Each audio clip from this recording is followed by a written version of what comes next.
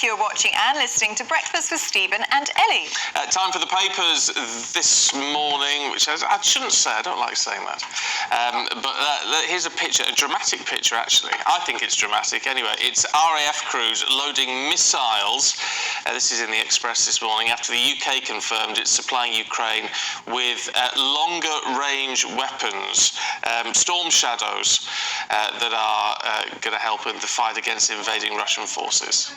A very tense-looking Andrew Bailey is on the front cover of the Financial Times this morning. The Bank of England governor spoke at a press conference following the UK's central bank's decision to raise interest rates to 4.5%. He does look stressed, doesn't he?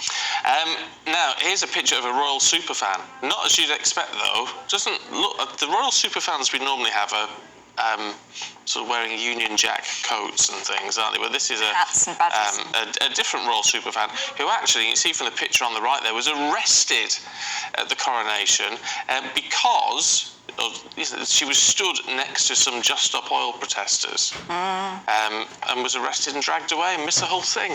13 hours she was held for, yes.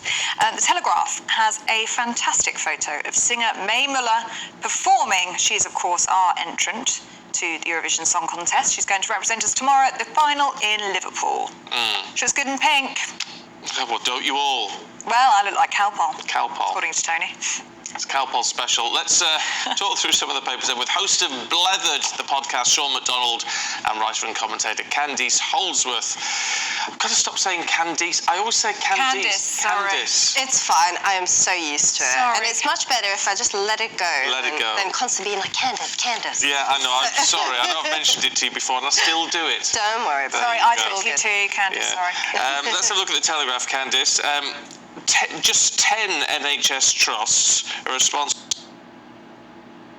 for 50% of patient backlogs. Yeah, so this story is in the Telegraph, and I thought it was interesting because we obviously hear about the backlog, but actually it's good to kind of dig deeper and find out what's going on there, and it emerges that actually it's certain trusts which are not doing well. So many are actually managing their waiting list just fine.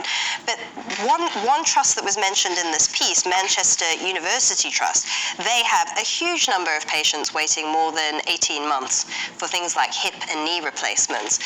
So I think that this is good because then we can apply scrutiny to those trusts and the chief executives of those trusts. So instead of just like talking about, we're going to eliminate the backlog and, in big generalist terms, actually find out what's going on in these individual trusts. Why can't we put them in if they know the trust is doing really badly, can't they put them in special measures? Exactly. That's what we need. I think more scrutiny needs to be applied to the management of these trusts and exactly what are they doing and why are things going so wrong in these particular places? Why are some able to manage it better and why some aren't? What should be done then to those 10 NHS trusts? Is it more funding? Is it just more scrutiny? What do you think? Different management?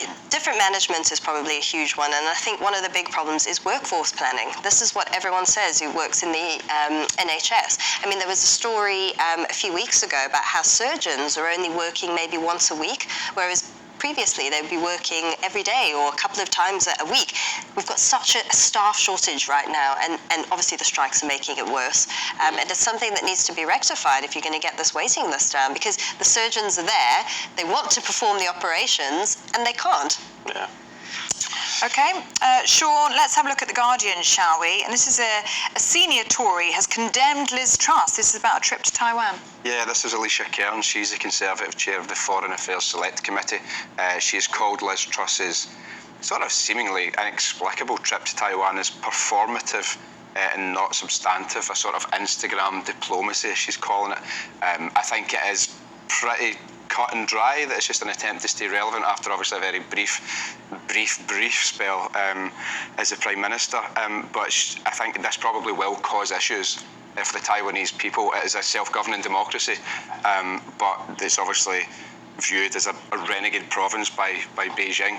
And after the visit of Nancy Pelosi, the Speaker of the US House of Representatives in August last year, the Taiwanese people are now living with a heightened or increased military presence, in the streets in their homes. If I was Rishi Sunak, I would be seriously reining her in, because that could be harmful to British-Chinese diplomatic relations, as it is, which are on what we would call in Scotland a sugarly peg. I know what? A sugarly peg or a shaky nail, you would Oh. say here in England. So I would be reining her in, big time. Yeah, I tend to agree on that, really. That's more harm than good. But isn't it important, though, playing devil's advocate, isn't it important that we show support to Taiwan? Yeah, I think it is important, especially, I think China are probably what they're looking with a very watchful eye over the reaction, the global reaction to the Russian invasion of Ukraine. People are maybe looking and thinking that could set a precedent.